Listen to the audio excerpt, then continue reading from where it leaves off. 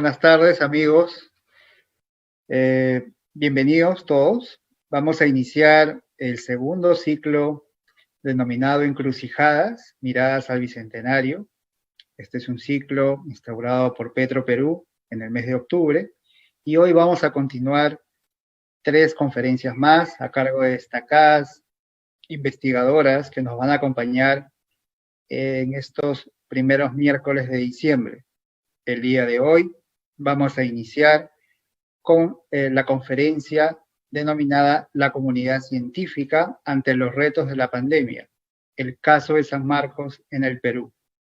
Estará a cargo de la doctora Marta Valdivia Cuya.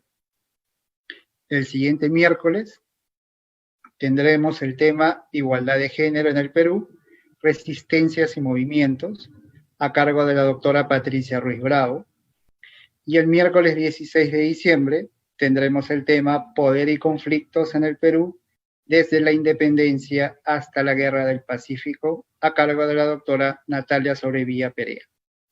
Como ven, son 3 interesantes conferencias que desde ya los invitamos y los esperamos en cada sesión a través de esta plataforma del Centro Cultural Petro Perú. Bien, el día de hoy tenemos la presencia de la doctora Marta Valdivia, quien estará a cargo del tema La comunidad científica ante los retos de la pandemia, el caso de San Marcos en el Perú. En todas estas fechas, como el día de hoy, la conducción y la moderación estará a cargo del doctor Marcel Velázquez, quien le voy a dar pase a continuación para que continúe con esta presentación. Muchas gracias. Buenas tardes a todos. Gracias, Aldo. Gracias, Marta, por estar acá. Estoy muy contento de iniciar este segundo ciclo de conferencias, encrucijadas y miradas hacia el Bicentenario. Voy a presentar a la doctora Marta Valdivia. Ella es profesora principal e investigadora de la Facultad de Ciencias Biológicas, jefa del Laboratorio de Fisiología de Reproducción de la misma facultad de la Universidad de San Marcos, investigadora del Centro de Investigaciones Tecnológicas, Biomédicas y Medioambientales.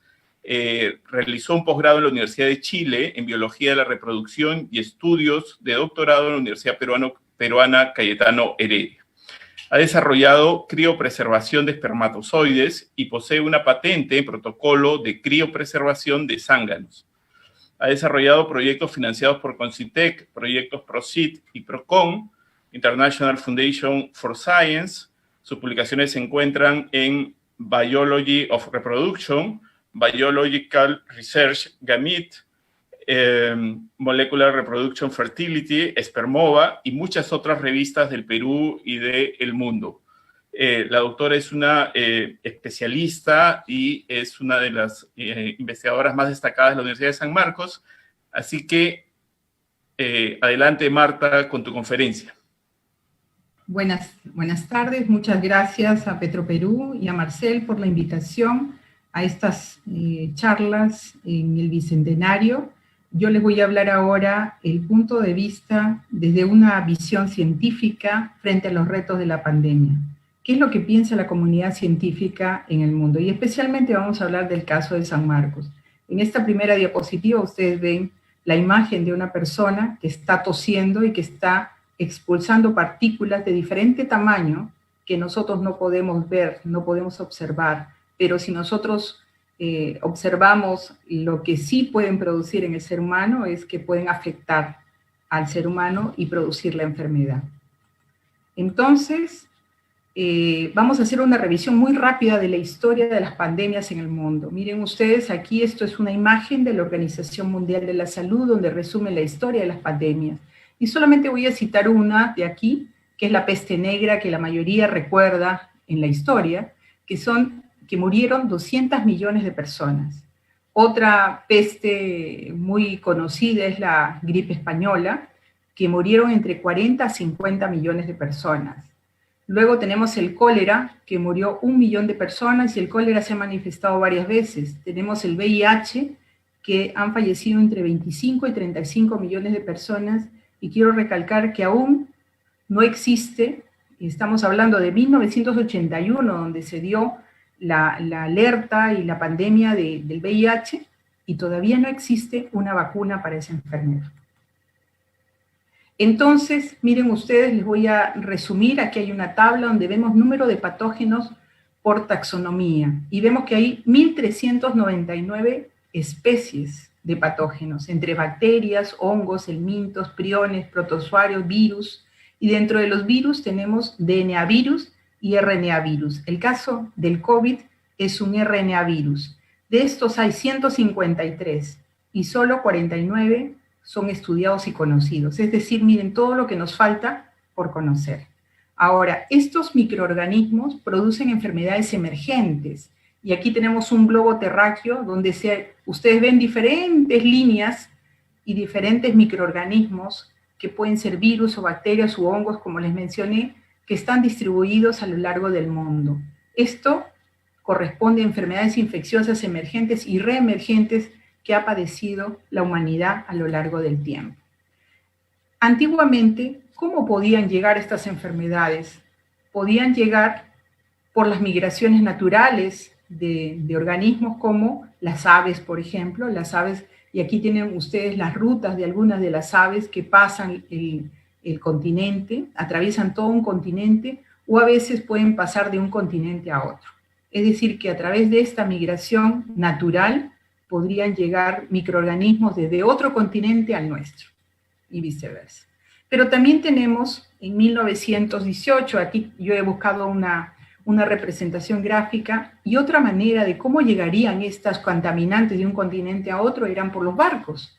En 1900 tenemos aquí una observación de un barco que llegó al puerto del Callao, donde se ve que llega la migración italiana al Perú, entre 1918 y 1938. Miren la gran cantidad de gente que llegó en un barco para llegar a Perú. Igual llegaron los japoneses, y no solamente al Perú, llegaron los italianos, sino también a otros países como Chile y Argentina. Pero el COVID, estamos hablando de una realidad actual, vamos a llegar, yo creo que a los 9 meses ya de esta pandemia, de sometida a la pandemia, se ha extendido rápidamente en el mundo, porque tenemos aquí, yo encontré el mapa del transporte marítimo. Es decir, el transporte marítimo actual, mire cómo está interconectado todos los continentes. Claro que por mar se demoran más, pero ahora miremos cómo ocurre el tránsito aéreo. Entonces, el tránsito aéreo hace que todos los países del mundo estén interconectados, y tenemos una globalización extrema, y en cuestión de horas podemos pasar de un continente a otro. Es por eso que aquí el libro que se está planteando allí, y ya está publicado, dice: ¿el coronavirus es el fin de la globalización? Es una buena pregunta para pensar, pero miren ustedes todo lo que podría ocurrir, la transmisión de microorganismos a lo largo del tiempo. Aquí vemos una cronología del COVID-19. El 30 de diciembre de 2019, el 31 de diciembre, China reportó a la OMS que tenía pacientes contaminados de una nueva enfermedad que era el COVID-19. Luego, el 31 de enero, Estados Unidos prohíbe el ingreso de las personas que venían de China por el tránsito aéreo. La OMS el 30 de enero declara el sentido del estado de emergencia sanitaria en el mundo. Más allá, el 11 de marzo recién la OMS lo califica a COVID-19 como una pandemia. Y aquí yo he puesto a Perú, y he agregado a Perú porque no estaba en este gráfico. Perú cierra sus fronteras con el mundo el 16 de marzo. Y así ven ustedes todo el tránsito, lo que ocurre, el primer político que tiene COVID positivo es Boris Johnson el 27 de marzo, y tenemos el último político, y el 7 de julio Bolsonaro, el presidente de Brasil, también da positivo, y tenemos que a Trump en los últimos meses da positivo. ¿No es cierto? Pero también se cuestiona que, por ejemplo, para un paciente americano, el tratamiento de COVID ronda alrededor de unos $15,000, según reportan ellos en su literatura, y que para tratar a Trump gastaron $650.000 para levantarlo así de rápido.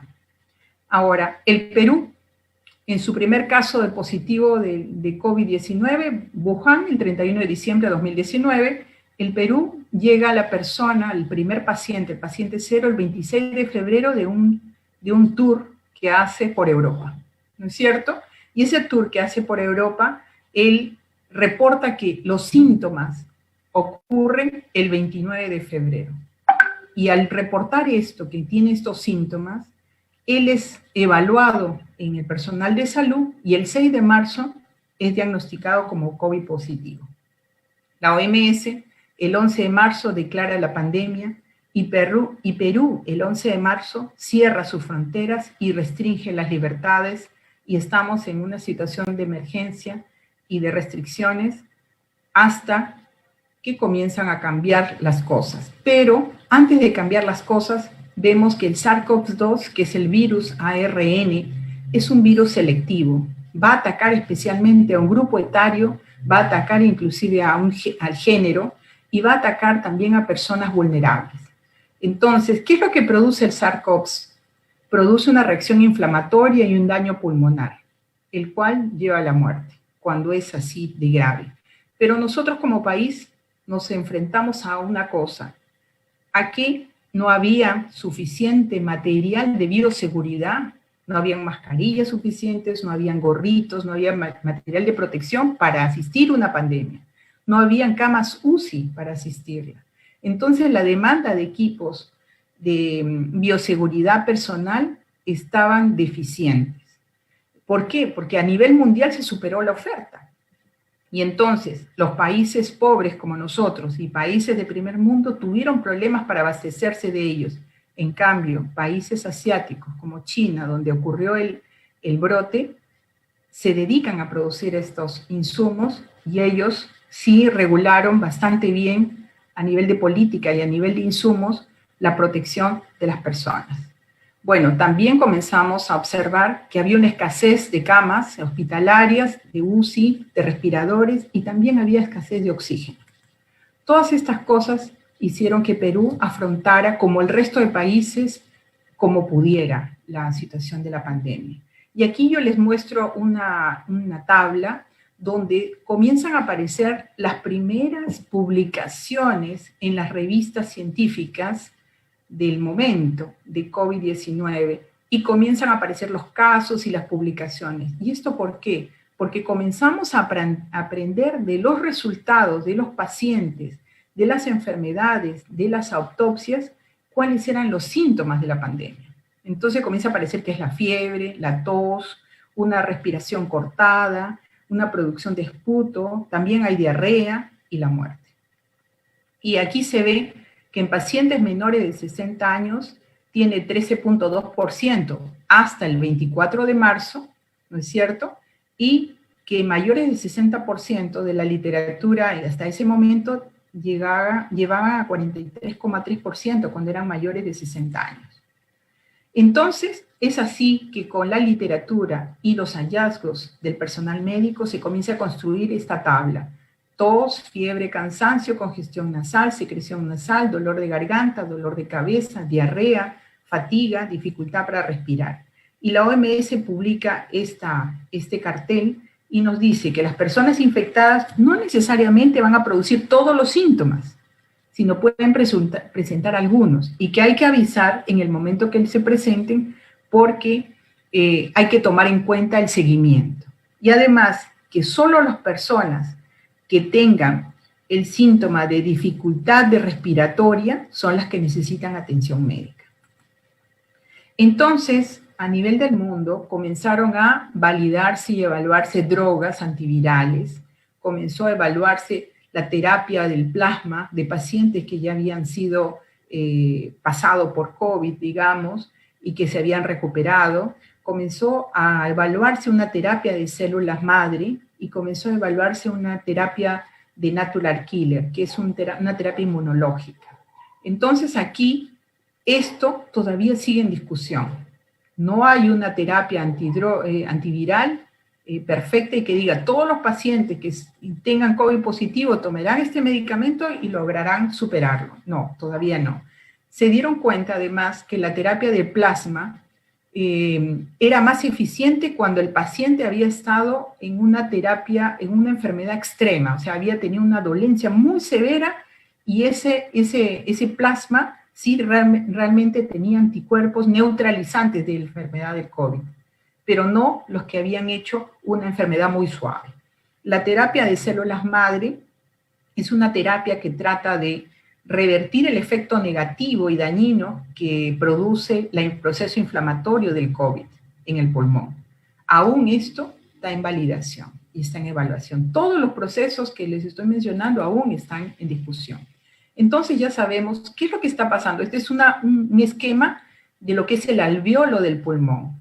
Aquí vemos entre el estado temprano y el estado severo, donde el COVID, estas moléculas que están aquí, el SARS-CoV-2, va atravesando esta porción del alveolo pulmonar y va activando al sistema inmunológico interno y va produciendo que se produzcan citoquinas.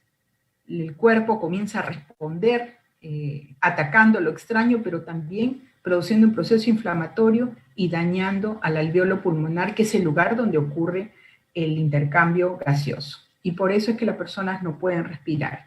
Además se vio que se producía, estas células del alveolo comenzaban a producir mucho ácido hialurónico. ¿Y qué pasa con el ácido hialurónico? Es una molécula que atrapa mucha agua y por lo tanto al atrapar agua comienza a haber mucha mucus en las superficies de los alveolos y del pulmón. Y es por eso que cuando se hace una tomografía se ve un pulmón cristalino, brillante, porque hay mucho mucus que está allí atrapado y que va a neutralizar el efecto de la función pulmonar. Entonces, el COVID-19 sigue en discusión. Además, la literatura nos ha mostrado que el coronavirus puede mantenerse en diferentes superficies por mucho tiempo. Es decir, podemos tener una silla plástica y puede durar 5 días allí. Nosotros podemos, no hay nadie, estoy sola, me puedo sentar en un sitio, pero si no limpiaron eso, está allí las partículas virales y nosotros podemos tocar y tocarnos la cara y contaminarnos. Entonces, todo lo que nosotros vayamos a tocar potencialmente debemos que pensar que está contaminado. En el plástico dura 5 días, en el aluminio de 2 a 8 horas. ¿Cuántas barandas de las escaleras son de aluminio? En los guantes quirúrgicos dura 8 horas. En el acero inoxidable dura 48 horas. Todas las llaves de agua que se abren, que no son automáticas, porque lo ideal ahora es pasar a algo automático, a un dispensador de agua y a un dispensador de jabón que sea líquido, pero que sea automático. Yo pongo la mano y vierte el jabón, luego pongo la mano y vierte el agua. Pero en esas circunstancias tenemos que tomar en cuenta esto, que las llaves que tenemos que abrir, si son de casa, tenemos que asearlas muy cuidadosamente porque puede estar ahí el contaminante que traemos desde la calle y nosotros nos vamos a lavar las manos. Tenemos que abrir la llave, entonces hay que tomarlo en cuenta. En la madera dura 4 días. En el vidrio dura 4 días también. Y en el papel dura de 4 a 5 días. Hay que tomar en cuenta esto entonces para cuidarnos mejor. Entonces la Organización Mundial de la Salud, el día de ayer, el 30 de noviembre, dice que hay 1.456.000 muertes, tenemos 62 millones de casos confirmados y más, y tenemos 496.892 casos. Vamos a ir mirando esto. Yo he extraído algunos datos, y aquí quiero mostrarles, Estados Unidos es el que lidera esta lista, con el total de casos acumulados, tiene 13 millones del total. Aquí está Perú, está Italia con 1.500.000, Perú con 960.000, con casos nuevos reportados 2.044, con muertes reportadas 35.879, con muertes en las últimas 24 horas 40 personas, y China es el que ahora ya no tiene muertes. Miren, vamos a verlo en un gráfico dinámico. Entonces aquí vamos a ver una data que es de Johns Hopkins, que es una data de coronavirus, es un centro del recurso de coronavirus en el mundo.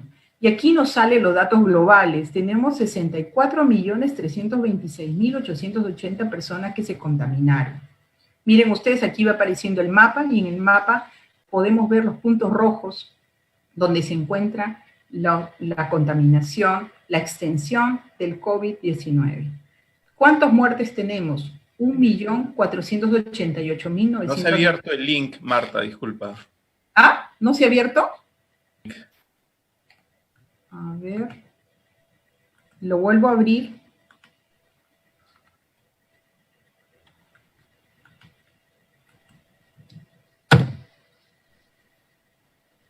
¿Estás viendo que está bajando? ¿Ahí? No. ¿No? Creo que no se va a poder porque está atado al PowerPoint, ¿no? Ya fijo. No está fijo, está en el Drive. No lo pueden ver, qué pena. Vamos a ver entonces, vamos a ver la anterior. Espera un momento. A ver.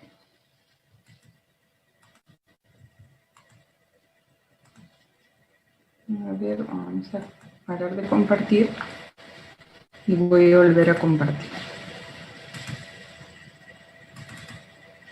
Ya, en la anterior nosotros veíamos que Estados Unidos tiene 13 millones, que Perú tiene 960.000, 2.044 como les mencioné, y 40 personas. Yo quería que vieran, no se puede ver, parece esa, pero miren, el número de publicaciones desde que se declaró la pandemia ha ido aumentando rápidamente hasta marzo.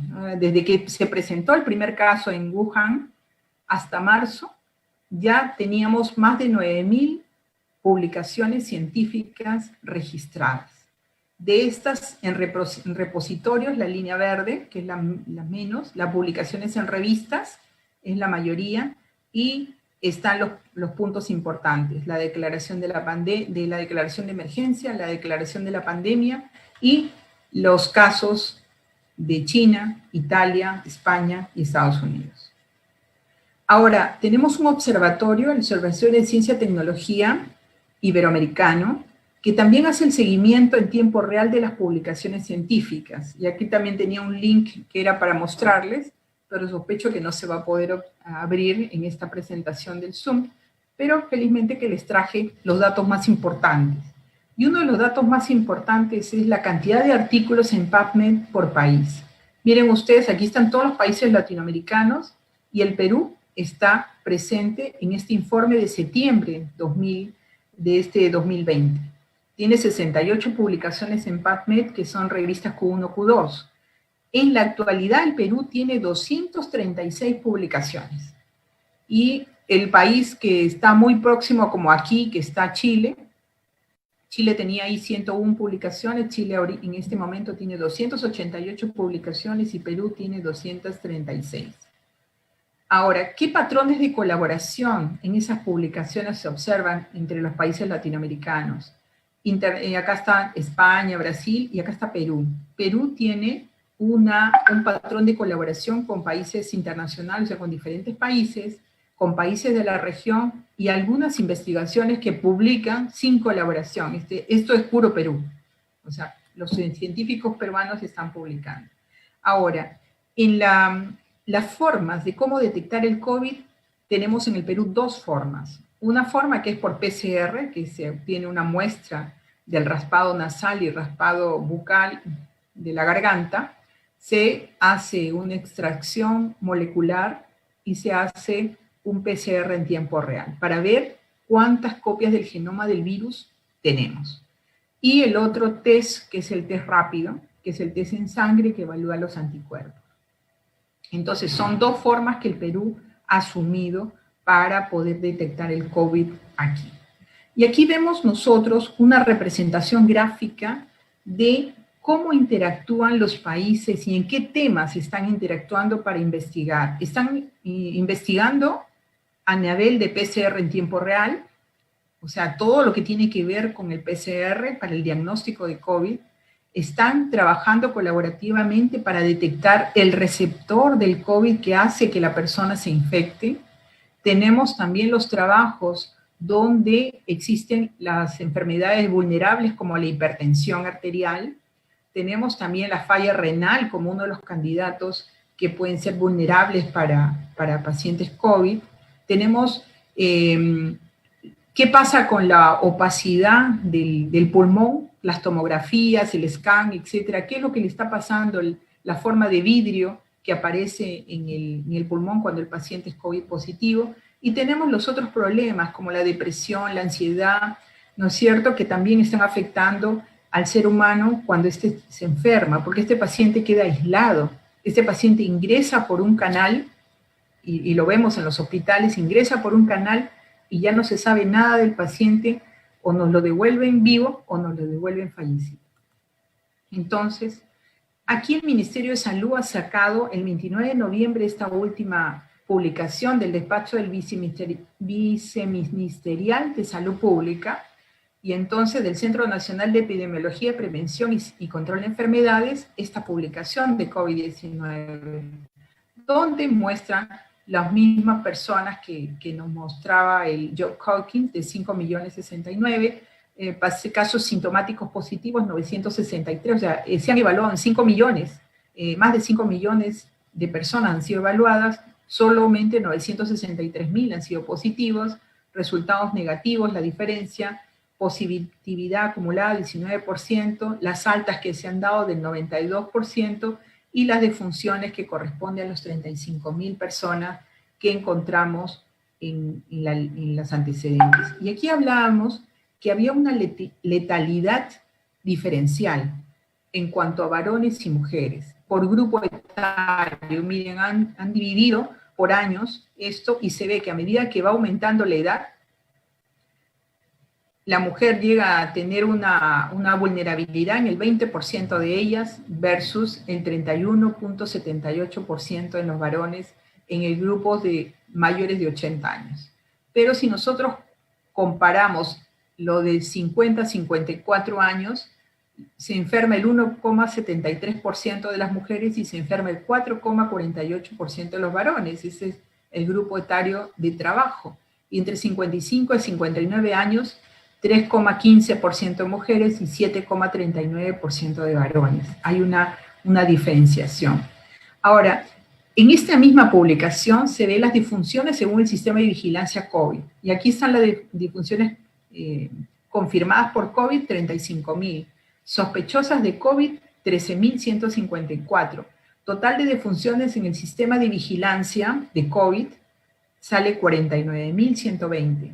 Y cuando vemos las defunciones por COVID en el Sistema Nacional de Defunciones, sale por COVID-19 sale 78.476.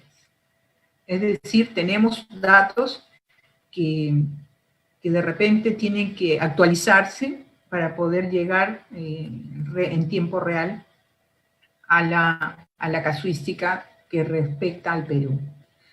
Aquí, en la letalidad según etapas de vida, y entonces de niño de 0 a 11 años, confirmados 37.000, defunciones 132, 0,35%. Adolescente de 12 a 17, tenemos 27.490 positivos, 63 defunciones, 0,23. El joven entre 18 y 29 años, tenemos 379 defunciones, 0,20. El adulto de 30 a 59 años, el adulto que está en pleno trabajo, tenemos 1,88% de letalidad. Y tenemos en el adulto mayor de 60 a más años, tenemos que es el 14,87%, 25.178 defunciones.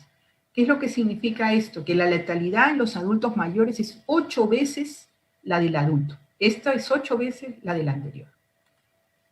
Lo cual nos preocupa, porque de todas maneras los grupos etarios tienen mucho que decir, los niños igual se infectan, los jóvenes también.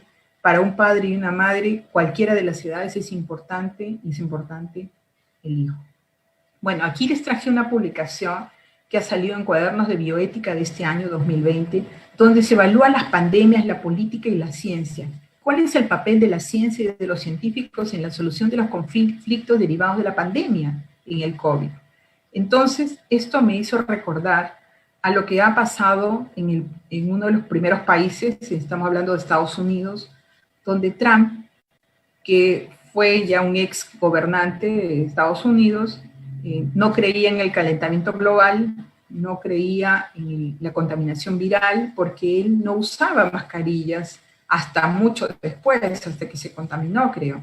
E inclusive a su consejero, que es el jefe del Instituto Nacional de Alergias y Enfermedades Infecciosas de Estados Unidos, este es el jefe desde hace 36 años. Esta es una institución no partidista, pero que ha asesorado a 6 presidentes estadounidenses de manera independiente. Entonces, Trump, cada vez que hablaba este doctor Fauci, decía que estaba atormentando a la gente y que estaba disminuyendo la posibilidad de reactivar su país, pero él no se daba cuenta de lo que estaba realmente haciendo. Entonces, eso es para que vean que las decisiones de la ciencia no necesariamente van a ser acompañadas de la parte política. Entonces, Trump inclusive lo llamó idiota a este gran epidemiólogo de Estados Unidos y lo amenazó con despedirlo. La respuesta de este fue: el epidemiólogo criticó, ¿por qué? Porque criticó a Trump y le dijo que a veces Trump equipara el hecho de usar mascarilla con una debilidad, pero asegura que en el fondo el presidente cree en la ciencia, porque de todas maneras lo dejó en el puesto, ¿no? Más bien ahora la oportunidad le toca a Estados Unidos con la presidencia de Biden, ya que Biden en su propuesta, él ha dicho que va a afrontar los retos de la pandemia, y ahí lo ven ustedes en una de sus campañas finales de la exposición de sus planes de gobierno, y él usa mascarilla, él mantiene la distancia social. Miren ustedes las personitas que están ahí sentadas, hay una distancia social, y el resto de las personas están sentadas en sus autos. O sea, esto es un cambio de la moneda tremendamente para Estados Unidos. El compromiso que le queda a Biden es terrible. Yo pienso que es terrible porque es el país más afectado en el mundo. Entonces ya hemos visto las discrepancias políticas. Y en España realizaron el primer congreso de COVID-19 de Europa y sacaron como conclusión ellos que varias sociedades juntas lo que pidieron a sus gobernantes es que se las escuche, que los políticos ejerzan la decisión política en salud en todos los países, pero muchas veces sin conocimiento científico. No toman en cuenta este conocimiento. Entonces los científicos alertan, pero en su mayoría no son escuchados, como le pasaba a Fauci. Probablemente a los gobiernos de nuestro país también le pasó. Nunca pensaron que iba a llegar una pandemia, nunca pensaron en reforzar salud, en ver la dimensión tan grande, los respiradores, las UCI. ¿Para qué vamos a necesitar tantas UCI? Que son caras, pero ahora se dieron cuenta que sí son necesarias y son vitales e importantes. Inclusive los materiales de bioseguridad, los equipos de bioseguridad son importantes. Y todo eso no lo producimos en Perú, lo produce el extranjero solamente, y lo tenemos que importar. Entonces los promotores del primer congreso de COVID-19 exigen para luchar contra el coronavirus que los mandatarios se basen en evidencia científica y hacen un manifiesto de sanitarios españoles en la salud. Ustedes mandan pero no saben, y esto lo han puesto como producto del primer Congreso Nacional de COVID-19 en Europa. Ahora, lo que yo les quería mencionar además es que las investigaciones requieren de forma presencial. Perú ni muchos países del mundo están preparados a hacerlo de forma física, pero nuestra área sí requiere de experimentación. No podemos hacerlo todo en forma remota.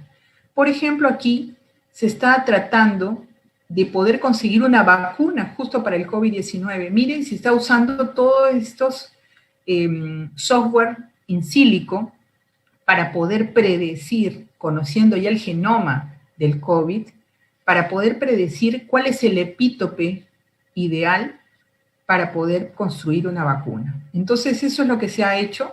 Se ha utilizado cada uno de estos clústeres y se ha utilizado estos software para poder hacer un análisis. Es decir, nosotros podemos trabajar hasta aquí in silico y luego sí tenemos que hacerlo en forma presencial in vitro.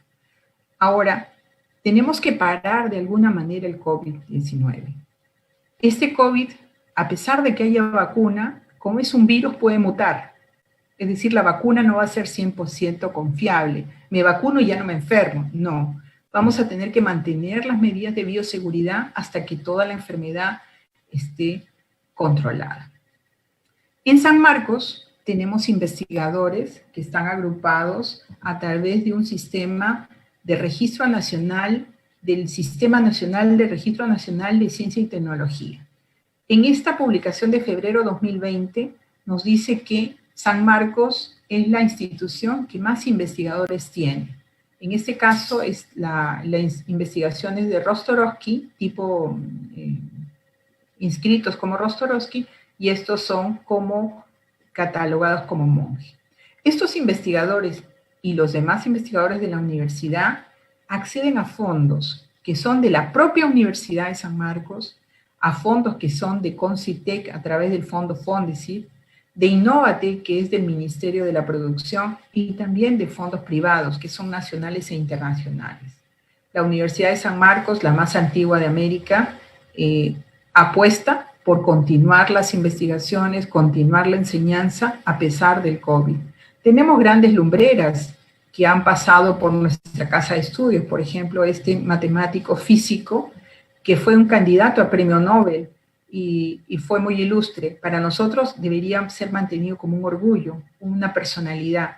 Fue candidato en la época de la Segunda Guerra Mundial. Que un peruano llegue a ser candidato o nominado para premio Nobel ya es un honor y un prestigio. Tenemos otro premio Nobel que fue el doctor Juan Tarazona Barbosa, que compartió el premio Nobel del año 2007 otorgado a los autores del cuarto informe de evaluación del panel intergubernamental del cambio climático. Él trabajó muchísimo en este sentido y compartió el premio Nobel con todo el equipo que hizo la propuesta. Y nosotros conocemos al último premio Nobel, que es el más contemporáneo con nosotros, el premio Nobel de Literatura, Mario Vargas Llosa, que también es un orgullo para nuestra universidad.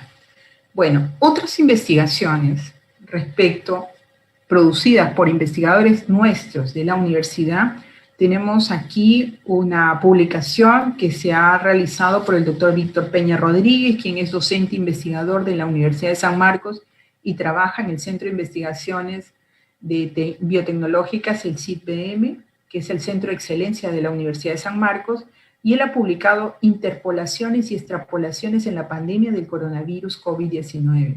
Él ha hecho el seguimiento de las semanas epidemiológicas desde el registro de los síntomas y el diagnóstico que se ha hecho por PCR o por pruebas rápidas, y ha observado que esta ha sido la primera ola entre la semana 25 y luego ha aparecido una segunda ola de contagio. Ahora no sabemos cómo va a ocurrir después de todas estas manifestaciones sociales que están ocurriendo a nivel de Perú. Tenemos otro proyecto que es un proyecto ganador de un fondo de Fondesit, respiradores quirúrgicos anti-COVID-19 para uso del personal de salud. Recuerden que nos quedamos sin material de bioseguridad para los médicos, no habían estas mascarillas. Estas mascarillas, todas las que nosotros usamos, las mascarillas quirúrgicas o las mascarillas, en este caso respiradores quirúrgicos, son traídos del extranjero.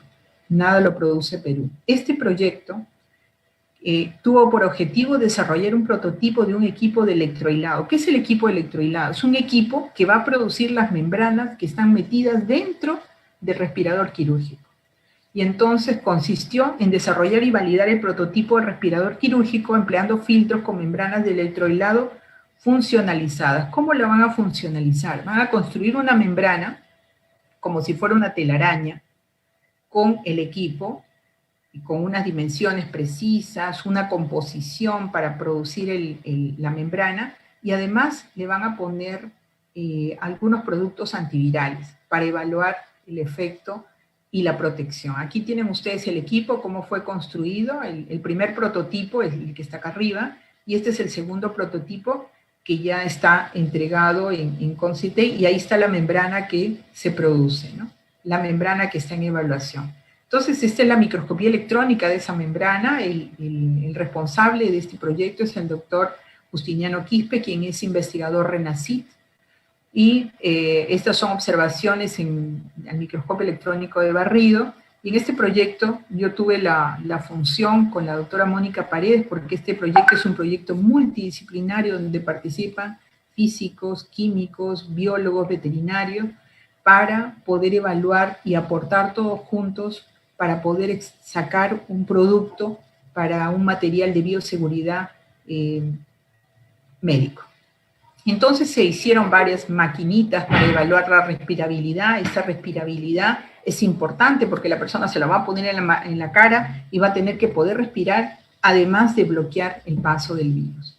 Nos dimos cuenta, y además se hicieron pruebas, que si filtrábamos una suspensión con virus, acá se utilizó un virus de coronavirus aviar, y se inyectaron este coronavirus aviar en huevos de pollo, se evaluó el efecto sobre la mortalidad embrionaria de los pollos. Y es una manera indirecta como evaluar el título de un virus en estos productos. Entonces, con eso se hizo un prototipo, que este es el prototipo que se ha entregado a Concitec, y actualmente se ha ganado un proyecto nuevo para continuar los estudios y poder sacar un producto. Pero ¿qué nos hemos dado cuenta? Nos hemos dado cuenta que si bien la investigación puede avanzar, ahora nos faltaban normas. Cuando el proyecto fue aprobado, el Perú no tenía normas para poder evaluar y decir estas son las normas de producción de los equipos, porque ningún fabricante los producía en el Perú. Tampoco teníamos la manera como evaluar la calidad de la mascarilla. Es decir, Perú recibe las mascarillas de donde vengan y acepta el control de calidad que dice en su caja o en el envase. No está evaluando y contrastando la calidad de lo que estamos recibiendo. Y ahora yo creo que es momento de ponernos a trabajar en eso. Bueno, otro proyecto que se ganó a través de Innovate Perú, el concurso de validación de la innovación empresarial, ganaron varios proyectos, pero este es un proyecto que hizo el CADBio, y junto con el Centro de Excelencia de San Marcos, durante la emergencia sanitaria postularon al proyecto, han tenido varias fases del proyecto: la fase de la obtención del fondo, la validación clínica, la planta de dispositivos médicos de diagnóstico in vitro y la valoración comercial. Ahora ya tienen la solicitud de buenas prácticas de manufactura y registro sanitario de IGEMIT. ¿Qué es lo que han visto ellos?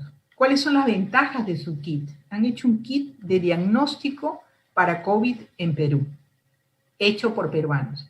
¿Quiénes son los que participan? Egresados de la Facultad de Ciencias Biológicas, que están presentes ahora en la empresa privada y estuvieron presentes también en el Centro de Excelencia. Esto tiene ¿qué ventaja? En el comercio es un bajo precio, 2 a 3 veces menor a los del kit del mercado comercial. Y hay disponibilidad inmediata. ¿Cuáles son las ventajas tecnológicas? Que utiliza una técnica de PCR en tiempo real, que es una tecnología aprobada por la FDA y recomendada por la OMS. Es un producto tecnológico producido en nuestro país. Y eso ayudaría al fortalecimiento de la triple hélice: empresa, Estado y academia. ¿Qué datos relevantes? Aquí está el personal, es un personal bastante joven, muchos son biólogos, y que están participando en esta empresa. Han visto que existe una burocracia entre algunas instituciones del Estado que limita el desarrollo científico tecnológico de la empresa y también del Estado, de las universidades y sobre todo de la investigación muchas veces. Nuevos retos. Existe capacidad tanto en la Universidad de San Marcos como en sus egresados para poder competir por fondos concursables y ganar esos concursos. Existe capacidad de publicar resultados científicos en revistas internacionales indexadas. ¿Qué es lo que nos falta? Nos falta una mayor agilidad en la evaluación de expedientes. Por ejemplo, en la DIGEMIT existe un expediente que se ha demorado un montón de tiempo y que es necesario para poder validar y poder ponerlo ya en el mercado. Entonces, se necesita un apoyo que sea rápido y eficiente, y eso es a nivel político también. Entonces, la innovación que ellos han producido se llama CatBio SARS-CoV-2, que utiliza el RT-PCR, es un kit, el sistema en tiempo real para el diagnóstico molecular de SARS-CoV-2. Su empresa es esta, y Luis Sarabia, Aldo Flores y Milagros Zabaleta son egresados de la Universidad Nacional Mayor de San Marcos y tienen muchas ganas de seguir produciendo para el Perú. Y aquí lo último que les voy a presentar es algo que es una novedad sanmarquino. Tú puedes formar parte de la historia. Únete a esta campaña de apoyo a la ciencia que en estos momentos lucha contra el COVID-19. Sé uno de los voluntarios para el estudio de la fase 3, prueba de 2 vacunas contra el COVID-19 en el Perú. Acércate este viernes 4 y sábado 5, de 8 a 2 de la tarde, con tu DNI a la clínica universitaria e ingresa por la puerta 5. San Marcos, como siempre, se identifica con el país y yo creo que tenemos mucho para aportar y ojalá que podamos resolver esto juntos. Porque la dimensión, yo no he tocado ya, pero el efecto se va a ver no solamente en la salud, sino también el efecto económico, cultural, social, todo va a quedar trastocado. Entonces tenemos que hacer una revisión, yo creo que como universidad, hacer una revisión de todos los efectos que se están produciendo durante la pandemia y pospandemia también. Bueno, eso es lo que tenía que compartirles. Gracias, Marta, por tu presentación, por tus ideas y tus planteamientos que son tan urgentes para un país como el nuestro, ¿no? Yo quiero hacer un primer comentario señalando que, como tú has dicho, una pandemia es un trastorno grave de todas las dimensiones, ¿no? No solamente, digamos, la enfermedad misma, la propagación de ella, sino también las dimensiones económicas, sociales, culturales. Y hemos vivido en estos meses, creo, en el Perú, con mucha intensidad esos cambios y esos retos. Una singularidad quizá de esta pandemia, y acá inicio ya un comentario pregunta, con otras, es que ha habido mayor presencia en el espacio público de la ciencia, ¿no? Médicos, biólogos, epidemiólogos han estado, digamos, en el espacio público comentando, sugiriendo, criticando, cuando hay que criticar también al poder político, porque como tú has mostrado en el ejemplo entre Trump y Fauci, muchas veces pues hay una colisión de intereses, ¿no? Y entonces estadísticas, matemáticos, ¿no? Mostradas los trabajos del doctor Peña. Entonces, todos hemos estado muy involucrados, incluso los que no somos, digamos, del campo científico, interesados en entender mejor y comprender estas herramientas científicas. En ese sentido, se abre una oportunidad, creo, para que el discurso de la ciencia tenga una mayor presencia en el espacio público. Y para eso se necesitan mediadores, se necesitan periodistas especializados en ciencia. ¿Qué podrías tú sugerir para esta articulación tan necesaria, no solo para el Perú, sino para cualquier país? Bueno, yo creo que espacios como este son muy prósperos porque nos pueden ayudar a transmitir lo que nosotros pensamos y lo que nosotros vemos. Muchas veces los científicos están metidos en su laboratorio, hacen su publicación científica, están pensando en el paper que me lo tienen que revisar para poder presentarlo, pero no lo presentan socialmente. Es decir, tenemos poco, yo creo que es un defecto de repente, tenemos poca llegada hacia el público en general, tenemos poca llegada hacia el que va a tomar la decisión política.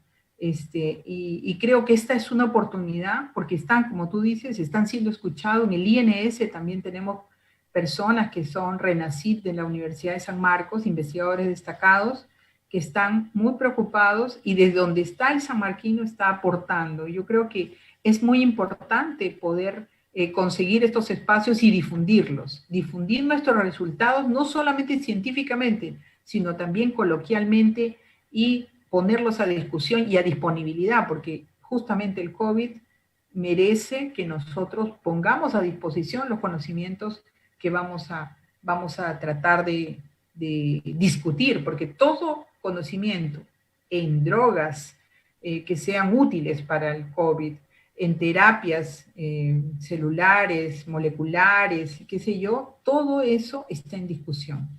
Y de todas maneras nosotros hacemos el aporte técnico, pero los tomadores de decisiones políticos son los que van a asumir ese rol de asumir socialmente y económicamente las consecuencias, ¿no?, de lo que venga. Sí, y en la misma dimensión del problema también se ha notado que esta pandemia, esta experiencia, digamos, de la pandemia, ha provocado una cantidad de noticias y de información como nunca antes, ¿no? Se han llenado las redes sociales, los medios de comunicación, en fin. Lógicamente en una sociedad como la nuestra, donde la circulación de la información es mucho más veloz que antes y estamos en entornos digitales, pues todos accedemos a muchísima información. Y una apreciación, digamos, de los investigadores sobre esta información, a partir de un estudio, de unas muestras, se decía que el 50% de la información que ha circulado sobre la COVID-19 es información falsa. Es decir, que hay, por un lado, un avance, digamos, en la visibilización del trabajo científico en el espacio público, pero por otro lado tenemos esta amenaza de estas noticias falsas, de esta desinformación, de esta pseudociencia, ¿no?, que aparece justamente en tiempos de crisis porque las personas, pues, buscan soluciones de manera desesperada. Y la ciencia tiene, como bien nos has explicado, todo un proceso, toda una lógica que no puede ofrecer, pues, una respuesta inmediata. Y entonces esto ha permitido que florezca, digamos, muchas respuestas pseudocientíficas, abiertamente falsas o incluso contrarias a la salud de las personas, como por ejemplo el caso, ¿no?, del cloróxido, el cloruro, ¿no?, que se promociona como la molécula de Dios, que tiene toda una retórica, digamos, pero que en el fondo parece ser un gran negocio y un engañabobos, ¿no? O incluso también antiparasitarios que no han demostrado efectividad, como la ivermectina, que se ha usado muchísimo en el Perú, pero que científicamente tú nos dirás, ¿realmente está probado que combate la COVID-19? ¿Qué nos puedes comentar sobre este problema general? Bueno, en general, las investigaciones son serias y sobrias. Las noticias que se dan digamos, como noticias fake news, son noticias falsas que nosotros tenemos que aprender a diferenciar. Todos los medicamentos no son buenos, porque inclusive se ha evaluado glucocorticoides, y se decía que los glucocorticoides eran buenos para contrarrestar el COVID, y después de una investigación seria se dan cuenta de que no es así. Inclusive se decía que los medicamentos antihipertensivos eran los que hacían al paciente hipertenso más vulnerable al COVID. Y tampoco es así. Más bien se ha visto que el paciente que es COVID positivo y que pierde, o sea, que no toma sus medicamentos antihipertensivos, tiene mayor predisposición a morir por el COVID que el paciente que no los toma. Entonces, estamos en una situación que lamentablemente hemos tenido que aprender todos. Yo creo que los médicos han dado todas las terapias posibles que han tenido disponibilidad, y ahora se está haciendo una reevaluación total, porque en este momento ya hay más de 70.000 artículos científicos publicados, donde algunos dicen, esto sirve, esto no sirve para nada, porque se ha aprendido con los resultados, lamentablemente. Muy bien, tenemos acá una pregunta del público también. Una persona pregunta que si se vacuna tiene que seguir utilizando medidas de prevención y de protección porque no va a tener la inmunidad completa si es que el virus muta. Si puedes ampliar ese punto de la mutación del virus y en qué medida, a pesar de estar vacunados, probablemente no estemos protegidos si es que el virus muta, ¿no? Exactamente. Muy buen punto.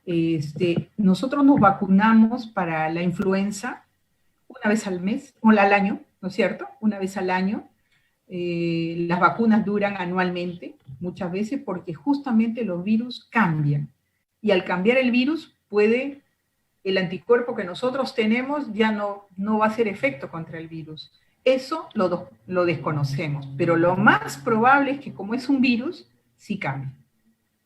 Sí cambia. O sea que yo les digo que vamos a tener que estar en distanciamiento social y además de vacunarse, utilizar todavía las mascarillas hasta que ya no haya pacientes que se manifiesten nuevamente en brote. O sea, hasta que la enfermedad esté controlada. Y esto puede ser, yo calculo que podría ser en buen sentido de la responsabilidad hacia el segundo año. O sea, estamos llegando, todavía no, nos falta para llegar al año, pero vamos a tener un segundo año donde si ya no se manifiesta ningún positivo mucho tiempo, ya podemos retomar nuestra vida. Ahora, en las pandemias anteriores fueron 5 años, ¿no es cierto? ¿Por qué? Porque hay muchas cosas que ellos desconocían. Nosotros conocemos muchas más cosas. Ahora, la ventaja que no nos ha parado absolutamente como país o como mundo es que existen las tecnologías. Ahora podemos estar en una reunión distanciada y diferida discutiendo un tema y podemos dar clase a los alumnos en la universidad. Lamentablemente ellos sí requieren de equipos y por eso es que la educación y la enseñanza a nivel rural todavía no es efectiva en su totalidad porque hay deficiencias económicas. Si no hay agua, ¿cómo va a haber para comprar un computador para un niño o una tablet? O sea, estamos hablando de dimensiones absolutamente distintas. Pero ojalá que por zona se comience a controlar la enfermedad para que la gente pueda retomar sus actividades, porque no podemos quedarnos encerrados en casa. Entonces tenemos que aprender a convivir con un virus que va a convivir con nosotros muchos años. Inicialmente conviviremos con medidas de bioseguridad que paulatinamente, cuando ya no se presenten casos nuevos, ni casos que vengan de otros países porque la globalización existe, nuestros hijos viajan al extranjero y vuelven, y todo esto, los viajes aéreos, se van a volver a retomar, como ya se están retomando, ¿no es cierto? Pero de una manera prudencial. Yo creo que todavía hay que ajustarse con las medidas de bioseguridad, no exponer a las personas vulnerables. Hay que creer que aunque no se ve, está y existe, como les mencioné yo, puede mantenerse en diferentes superficies mucho tiempo.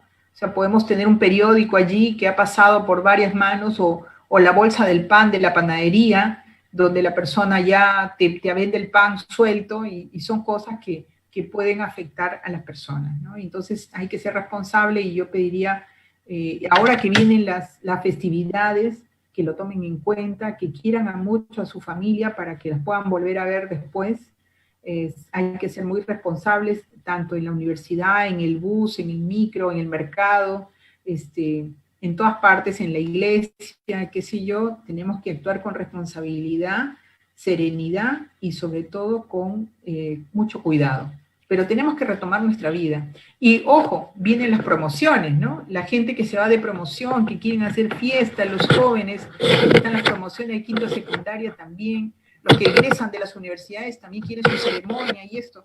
Entonces, que lo tomen con calma, que yo tengo personas que, un alumno tesista mío de mi primer grupo, hizo su doctorado, postdoctorado en el extranjero, estuvo en Perú y falleció de COVID. Joven, 42 años creo que tenía. Joven, tremendo. Muchacho, logrado, yo digo, logrado, brillante.